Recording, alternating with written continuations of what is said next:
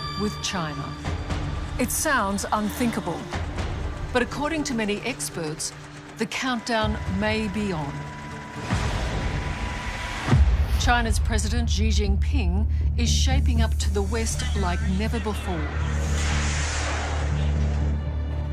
And just last week, a major new military alliance was announced between the US, Australia and the UK to counter Chinese aggression in the Pacific.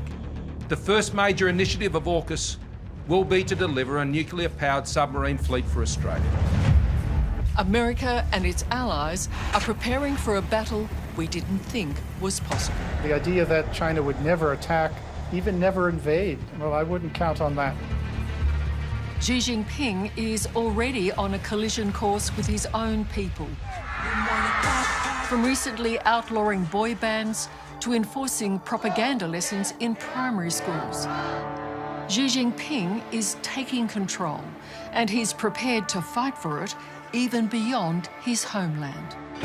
If this unimaginable conflict were to happen, it would begin with an invasion of Taiwan, the tiny nation off its coast that China has long believed is theirs. Once they make the decision to do this, they will come full bore, like a crazy man with an axe.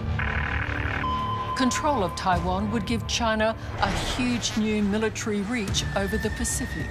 That would put Australia in the firing line pretty quickly. But is Australia putting itself in the firing line by talking too tough to China? It is very dangerous to frame China as like worse than Darth Vader. Tonight, we investigate just how close to war we really are. The question of whether or not to go to war may well end up getting decided for us. So is resistance futile? We should not, to borrow a phrase from Game of Thrones, bend the knee to Beijing. Good evening, I'm Liz Hayes, and this is Under Investigation.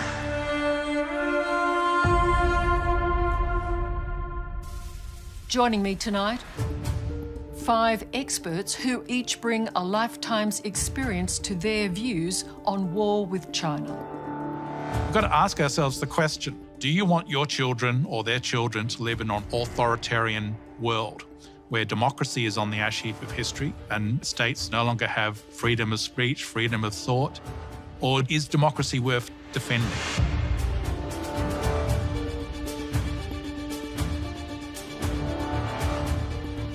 China has been preparing for war for at least 3 decades. Its whole military modernization has largely been aimed towards having a war over Taiwan.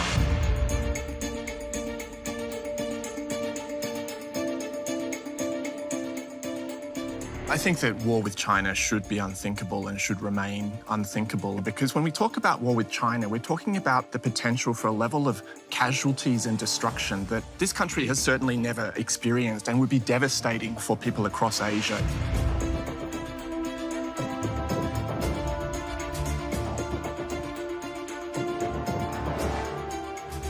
I do think it is very dangerous to frame China as completely evil, only malevolent. Yes, there is a bad China, where China does things that we find unacceptable. But I think it's really important for Australia to accept that there is also a good China. There are things that China does and can do that are for the benefit of the world.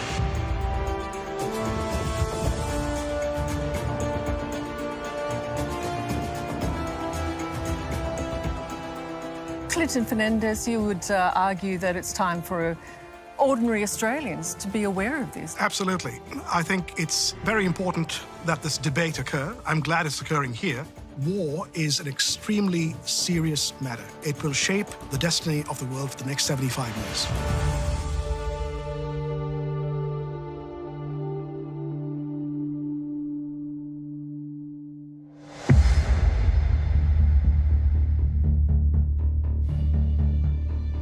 There's no doubt Australia has been engaged in a war of words with China on human rights and, more recently, the origins of COVID-19.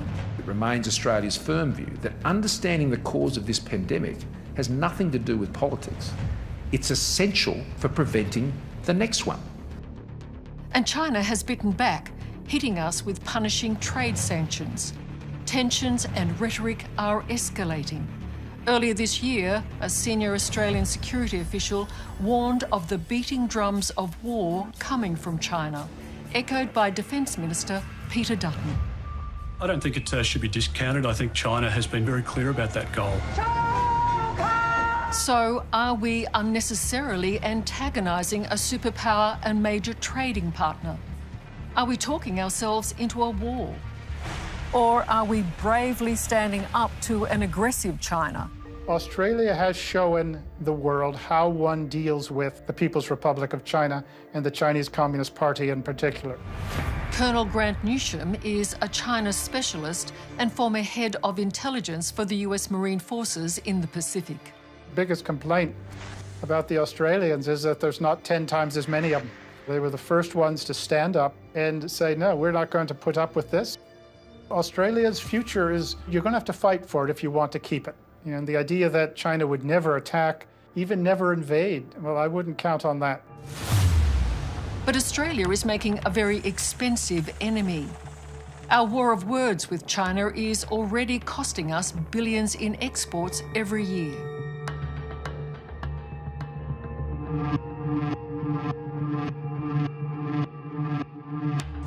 And at a time when Australia is ramping up its defence budget to be better prepared for any conflict with China.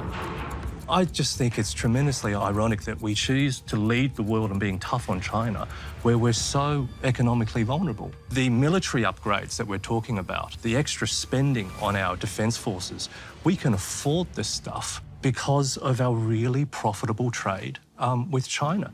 Is that true, Malcolm?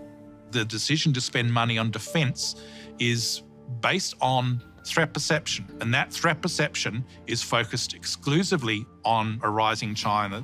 We no longer have 10 years strategic warning time for a major attack on this country. The ball is in their court. They need to actually realise that they are responsible for the crisis that we're now in, not us. Historian Dr. David Brophy believes the smarter strategy would be to engage with China, because he thinks a war-weary America may not have the stomach for more conflict, even if it is in our backyard. America's position is slipping. And I think it's really unthinkable for a lot of people in Canberra, particularly in the defence sector, that Australia could be left alone without America in the neighbourhood in a position to help out if Australia gets itself in trouble. But there is no military threat from China to Australia. I mean, I want to state that very clearly. Look at China's stated goals. They claim all of the South China Sea. If China achieves that, the way the region operates changes fundamentally. China spends more on its military than the whole of Asia combined. He's absolutely right. It's about Chinese domination of the Indo-Pacific region.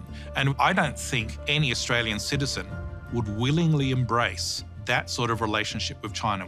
We should not, to borrow a phrase from Game of Thrones, bend the knee to Beijing. But experts warn if words ever turn to war, Australians will pay a terrible price. We're dealing with the potential for a conflict that could be much more impactful on ordinary Australians than anything we've seen in recent decades. A former Australian soldier and diplomat, David Kilcullen, now leads the Future Operations Research Group, which looks at how coming wars are likely to play out. He fears Australia is already China's punching bag, Xi Jinping's way of sending his message to the US. We are seeing not only an escalation of US and Chinese rhetoric against each other, but Australia increasingly being seen as a US ally that the Chinese feel they can push around to try to send a message to others. John, are we seeing China bullying Australia into thinking, at least, that there's trouble coming? The grand narrative of the Chinese Communist Party certainly is that, one, China is undeterrable. Two, its goals are fixed. And three, it will pay any cost to achieve those goals. Effectively to say, stay out of it because it is hopeless to put up any resistance and you might as well stay on the sidelines and deal with China as China wants to be dealt with. I do think it is very dangerous to frame China as completely evil, only malevolent, trying to frame China as like worse than Darth Vader. Yes, I agree with all of that, but at what point do you decide you can't just keep stepping back? No, we shouldn't step back. So is resistance futile, you know? No, it's not futile. I just think this talk of war amongst the general Australian public makes people fearful, it makes people anxious, and unfortunately, I think it makes the prospect of more war more likely.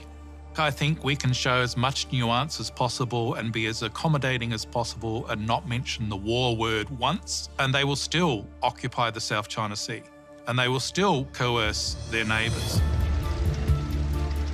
It is China, after all, that rolls nuclear ballistic missiles through Tiananmen Square on National Day parades and tanks and displays their military might.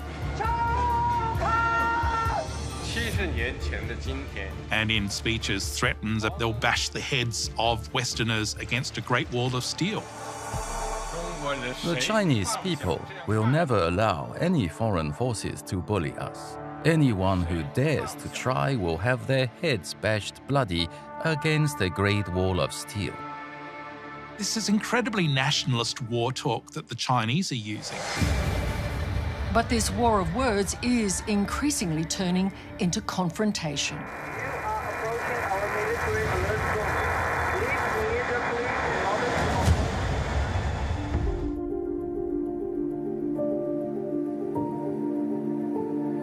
If there's to be a war with China, everyone agrees that the trigger will be Taiwan.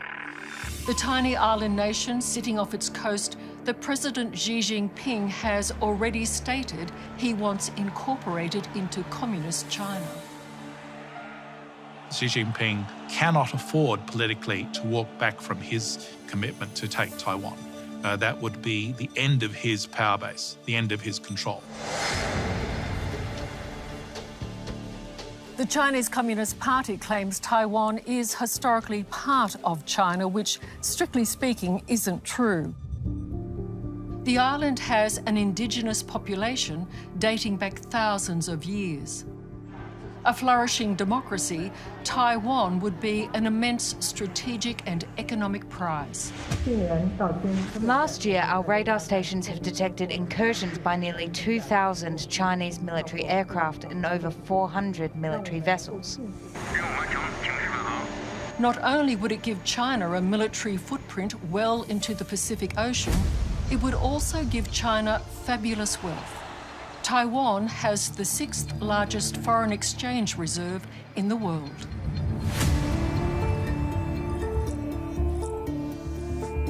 And the island state supplies the bulk of the world's semiconductor computer chips, critical to most modern manufacturing products, from washing machines to cutting-edge weaponry. And it's sitting there, out of China's clutches, with America's backing. Why does China need Taiwan so badly? Taiwan is the veritable unsinkable aircraft carrier from which China can project military power deep out into the Central Pacific. Taiwan demonstrates to the world that you can have prosperity and democracy. Taiwan is definitely a prize. I mean, firstly, it's a challenge, an ideological challenge to the one-party state system of China. But there's also a deeply emotional sense that is motivating China's leadership. Since it was created in 1949 after the Chinese Civil War, Taiwan has never officially declared its independence from China. Doing so, according to our experts, would be an instant trigger for war. If Taiwan does say it wants to be independent, what happens? China will invade. Simple as that. Yep. Those who warn of China's intentions for Taiwan point to the example of Hong Kong, which is now as good as taken over by the Chinese Communist Party after crushing pro-democracy demonstrations there. And there is no one who wants to protect Taiwan's independence more than its former Vice President, Madame Annette Lu, who spent years in jail fighting to establish the island's democracy. So I think it's very immoral. If anyone has the interest in launching any kind of war at this critical moment of the earth, Madame Liu proposes establishing what she calls a democratic commonwealth, comprising Taiwan, South Korea and Japan to balance China's power. We can make a golden triangle in the region, and we also welcome Australia from the south, America, Canada from the other side of the Pacific. We all the peace-loving democracies. Malcolm Davis believes Australia should stand up for a fellow democracy in our region, particularly if China should decide to invade Taiwan. If we do not act in the face of a Chinese aggressive move against Taiwan, then morally and ethically, we have fallen off our pedestal. We have done the wrong thing. I think that we do need to think about the implications of the lives of 24 million Taiwanese. One only has to look at Xinjiang province, where there's over 1 million Uyghurs behind essentially barbed wire, just for being Uyghurs.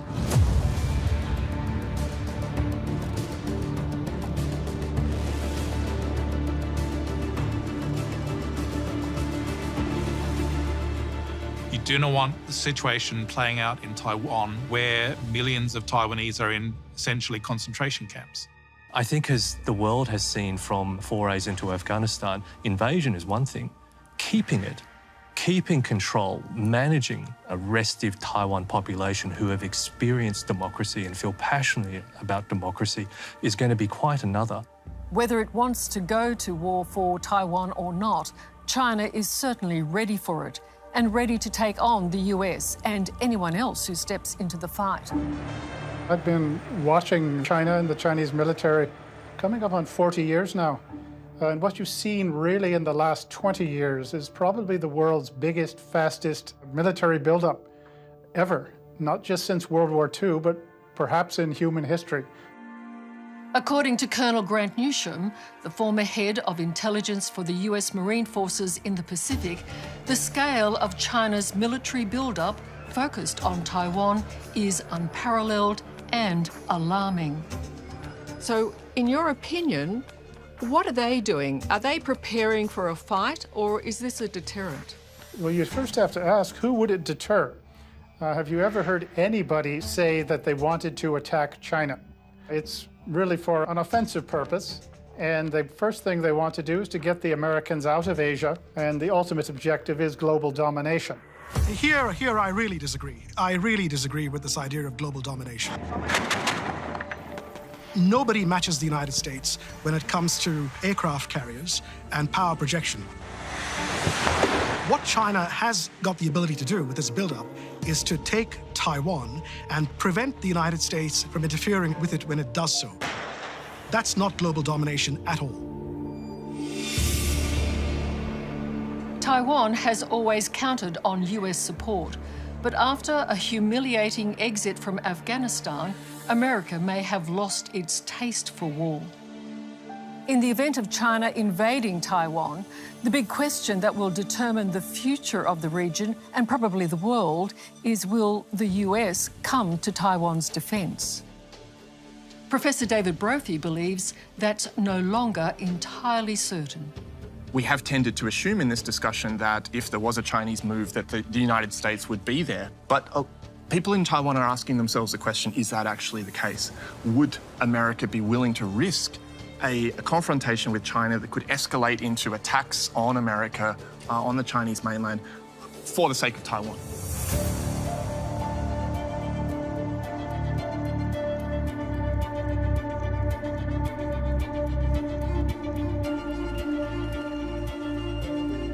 If America does not do anything, it would be the beginning of the end of the US-led alliance in the system. And if you spend any time in Washington at all, you'll realise that that is not acceptable to the Americans. If you look at the last 100 years of history, America does sacrifice blood and treasure in a big way to achieve its strategic aims. So I would say almost with certainty the US will come to Taiwan's defence. John Lee is right. If the US doesn't react, then it loses all strategic credibility in the region, and the broad risk of the US losing strategic credibility in the region would be horrendous. For Australia, we would be on our own. as well as increasingly aggressive international moves like expanding China's huge navy into the Pacific, President Xi Jinping has been cracking down hard on his own people to bring them into line with Communist Party thinking. Xi calls it rectification, and he's banned everything from boy bands and reality TV shows to foreign computer games and apps. China's private schools have been all but decimated by new regulations, and lessons on what's called Xi Jinping thought are now compulsory in primary schools. It's as if it's a population being readied for trouble.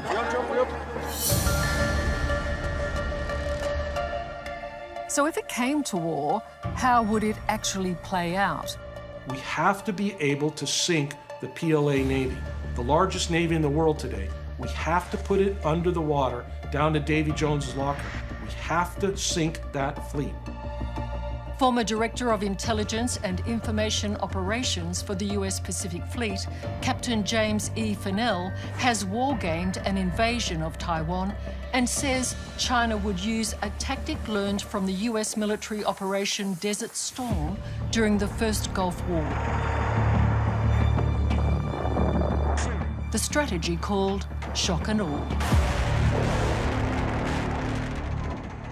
We know from Chinese writings that they've studied Desert Storm. The Chinese have thousands and thousands of ballistic missiles that are arrayed along the Chinese east coast, and those rockets and those ballistic missiles would be targeting Taiwan's key nodes, military centers, their ports, their airfields, known garrison locations of Taiwan Army forces. I think there's no question in my mind that China, once they make the decision to do this, they will come full bore, like a crazy man with an axe. The skies over Baghdad have been illuminated. In the first Gulf War, the United States bombed Iraq for 42 days and 42 nights consecutively in order to achieve its objectives. There is nothing that's stopping China from doing that, and there is very little the United States can do to affect it, except at very, very great cost. Both sides know how this is going to play out. The only question is who's got the most will. Malcolm, in terms of firepower, though, China has some very impressive weaponry. Yeah, they're developing this very long-range strike capability that is designed to be able to strike at the US and its allies.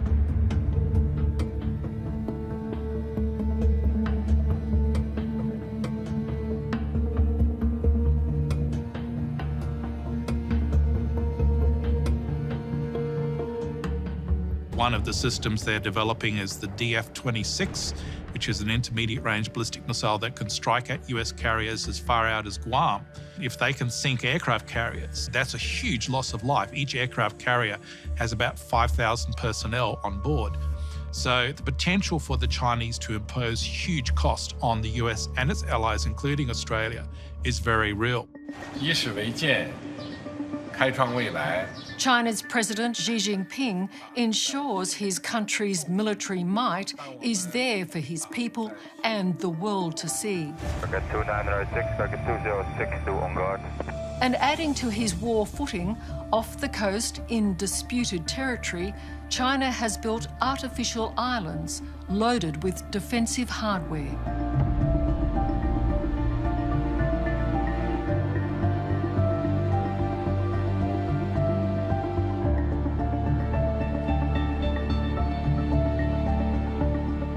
Dr. David Brophy argues China is simply defending its coastline, just as we do in Australia. We do have to remember this is all playing out along China's coastline. To talk about deterring China, what that is effectively saying is that we want to maintain a favourable military balance right up to your doorstep, that we will be able to dominate in a situation of conflict anything that takes place right off your coast.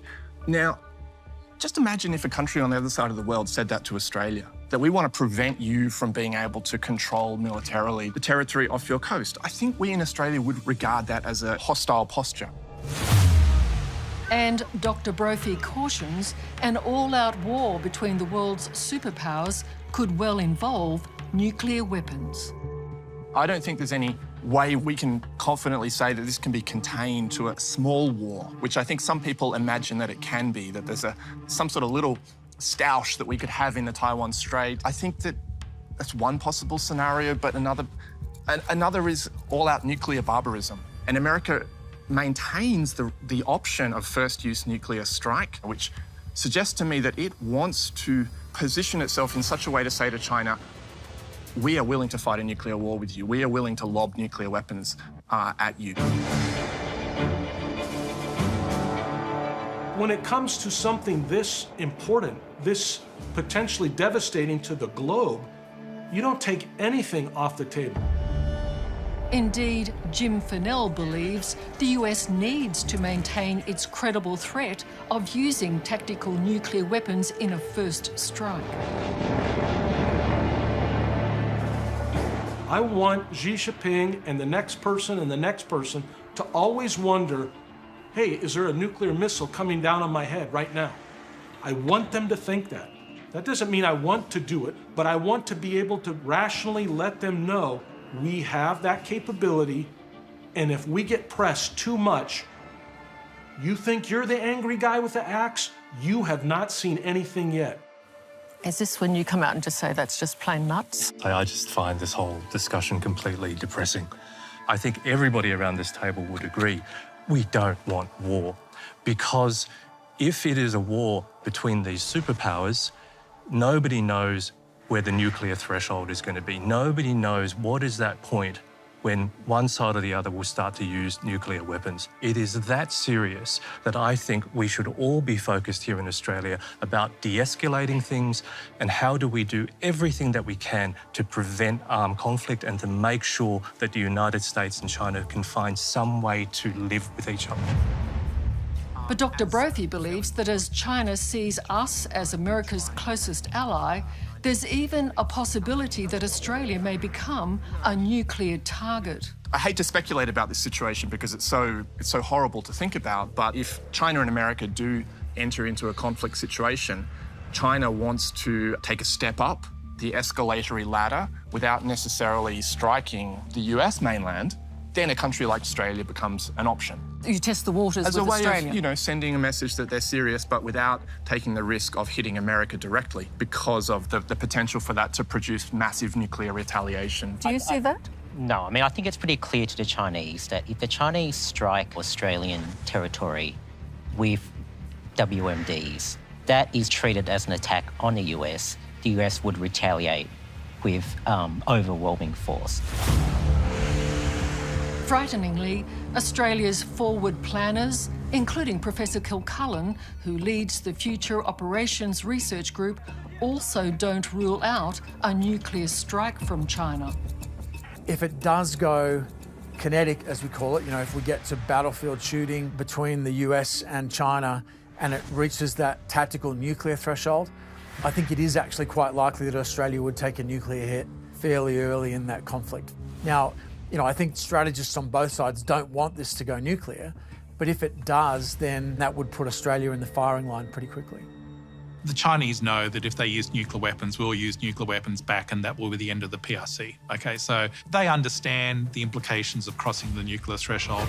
Our strong relationship with America, including Australia's ANZUS Treaty, has meant we've stood shoulder to shoulder with the US in every major conflict of the last century, including the most unpopular, expensive and punishing like Vietnam, Iraq and Afghanistan. Our experts believe that a war with China, if triggered by an invasion of Taiwan, will involve Australia. That's because whatever America does, we will follow. I think that Australia is acting in such a way as to signal its willingness to go along with the tougher American strategy. That is the strategy for Australia. Given that any war between China and the US will essentially be happening in our backyard, is this a conflict Australia will be able to avoid, even if we wanted to? Our close military ties to the US include American intelligence bases on our soil, Pine Gap in the Northern Territory and Northwest Cape on the coast of Western Australia. both would be critical in any conflict with China. Facilities here that would, in the immediate moments of any conflict situation probably spring into action, and that would unfortunately entail that Australian soil may well be used in a conflict before Australians have actually had a say in that question. The truth is, the Australian government has little control over what occurs at these bases or what defence decisions might come from them when the US faces war.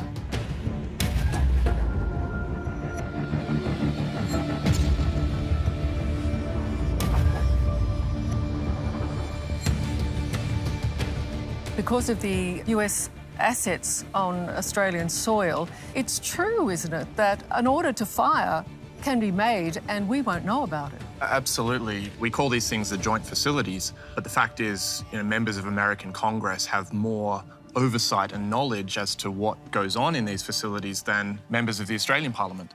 We have to recognise the position that we're in. The most important question that any society can face, the question of whether or not to go to war, may well end up getting decided for us.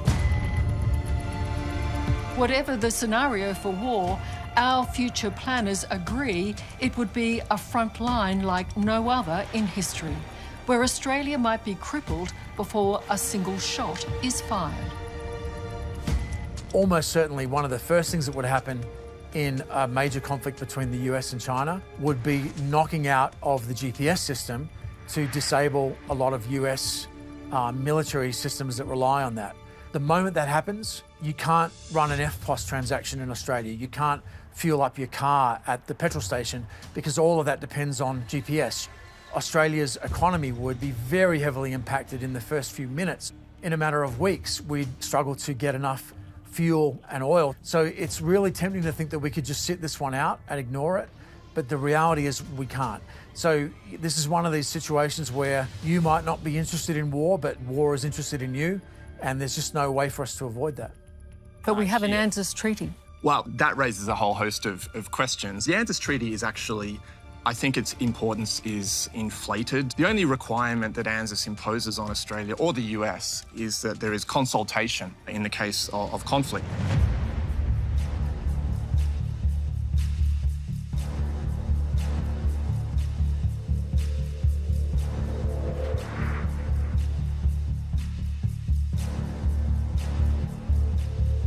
Why I think we should stay out is that this would not be a war for Taiwan or a war for democracy. This would be an escalation of the US-China rivalry, which to my mind is essentially about economic interests, political dominance in regions of the world. I don't ultimately see moral high ground. I'm sorry, I can't agree with David's take on this. The US-Australia alliance is critical to our national security.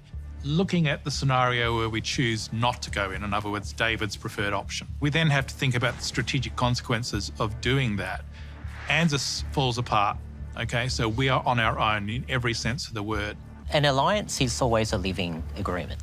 But the reality is that if we are not in a conflict with Taiwan, where Japan, which is committed recently to entering, if Japan and the United States are in there and we stay out of the way, it is the end of the ANZUS alliance for any practical purposes. But will ordinary Australians even get a say in whether we join the US in a war with China? Clinton, is it correct that Australia's involvement in any conflict doesn't necessarily need a vote in Parliament, does it? That's correct. The decision to deploy troops is just a decision by the Prime Minister, who tells the Defence Minister, and that's it. And so, therefore, the Australian people don't really get to debate this, do they? The only debate that's occurring is what's occurring here, thanks to you. Yeah, because my whole point is that all of what we're discussing is pretty chilling on a lot of levels for the average Australian. Yes. The last time the Australian Defence Force was involved in a high-intensity conflict was in Korea. We were 20 years in Afghanistan and the Taliban didn't even have an air force. Also of critical concern to our experts is the impact a war with China would have on nearly 1.5 million Chinese Australians. After all, during World War II, Japanese Australians, despite having lived here for more than 50 years, were rounded up and imprisoned.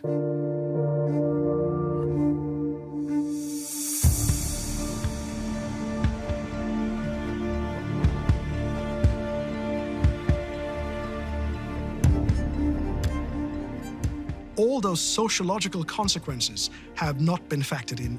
With people of ethnic Chinese descent or people who look like people of ethnic Chinese descent being abused in the streets, calls from the extreme right and the fringes for them to be placed in internment camps. Do you fear, all of you, that Chinese Australians will be seen as the enemy within? Absolutely. I mean, the Australian Chinese community and everybody who look vaguely sort of Chinese, in the event that, you know, there is a war with China, what Clinton said, this notion of internment camps, you know, is a very real prospect. You know, John, I'll see you there. There is no cosmopolitan, anti-racist way to gear a country's foreign and military policy towards confronting China without that stoking anti-Chinese racism. That is the reality that we're facing. The major wars of the last 20 years have produced no winners. The US struggles on in Iraq, and along with Australia, it has pulled the pin on Afghanistan.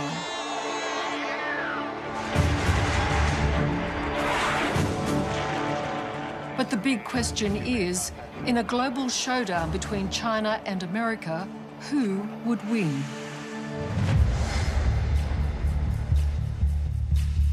There's really no nice way to put it, but the Chinese have, if not overtaken us, they've put us in a position where they could probably defeat us in certain circumstances. Depends on how the fight took place. Former US Marine Intelligence Chief Grant Newsham is far from sure that America would prevail in any showdown with China, especially if it was fought in the waters around Taiwan. They have now got a navy that is bigger than ours. And just to give you one sort of a sense of things, the South China Sea, which is the hot spot that's contested now, the Chinese can probably put 10 ships into the water for every one that the Americans can send in. Have we underestimated them, John Lee? Yes, we have underestimated the Chinese consistently over the last few decades. We no longer do that. And certainly in a war in the Taiwan Straits, China could emerge victorious in a military sense. China has been preparing for a war in Taiwan for more than 30 years. David? Well, I don't want to find out the answer to this question. The scenario for post-war on Taiwan is not just bad for China, it's bad for the world. I mean, we're talking about a situation that could trigger, you know, environmental crises, economic crises. I think that, you know, we're being very light-minded just to imagine that the world would be sort of roughly the same as it was, just with China in control of Taiwan. Do we take it for granted that America will win any kind of war, or do you accept that we may not? The bottom line is America may not win, but they actually have to prepare their best to try and hold the line here because it's so crucial. If we just give up, throw up our hands and basically say, well, Taiwan, you're on your own, then we're giving China that century that it wants.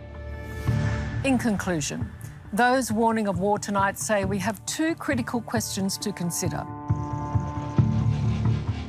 Should we be prepared to allow China to simply take Taiwan, as it has declared it will do and may do very soon? And if so, are we happy to live with the potential consequences of doing nothing? Or is there one more fundamental consideration? Are we really ready to face the prospect of a global war? Or, as we've also discussed tonight, are we more in danger of talking ourselves into one?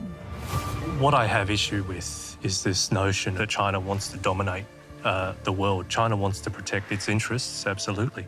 But this notion that China is a dark force that wants to take over the world and subjugate everybody, I don't think there's any credible evidence for that. And it's good that we've had this debate, but we have to make sure that we conduct a debate in a way that doesn't arouse fear and anger and anxiety amongst the Australian people, because if we do that, it puts us on a path which leads more directly to all of the horrible things that we've been discussing today. David, if China takes Taiwan or attempts to, do we do nothing? Well, I think if things heat up, I think that we do need to stay out. I think we need to call on all parties to stop and pray that they do. I think for the future of humanity, we need to get away from this notion that it's just a dog-eat-dog world and the only way to resolve disputes is through military force. I think we see that on the Chinese side, but I think we also see that in some of the opinions that have been put forward this evening. If China takes Taiwan, It doesn't stop. It's the first step in that expansion. China has told us that. The only thing stopping China from invading Taiwan is consequences. So if the United States or Australia said we will not be involved, that massively increases the chances that China will be inclined to use force to so-called resolve this Taiwan question. If you have the US going into harm's way to defend Taiwan, which after all, remember, is a fellow Western liberal democracy, just like Australia, we would be negligent in our responsibilities as a US ally if we stood back and did nothing. I do think that it is incumbent upon our government of the day to recommend and make the decision to intervene alongside the United States to defend Taiwan. And Clinton, what is your message to Australians? Well, they should understand that the Chinese government's resolve has been well expressed, and I believe it is genuine. They intend to take Taiwan by peace or by war. And the question is, what happens not just to the region, but to Australian society as a consequence? Hello, I'm Liz Hayes. Thanks for watching 60 Minutes Australia. Subscribe to our channel now for brand new stories and exclusive clips every week. And don't miss out on our extra minute segments and full episodes of 60 Minutes on 9now.com.au and the 9Now app.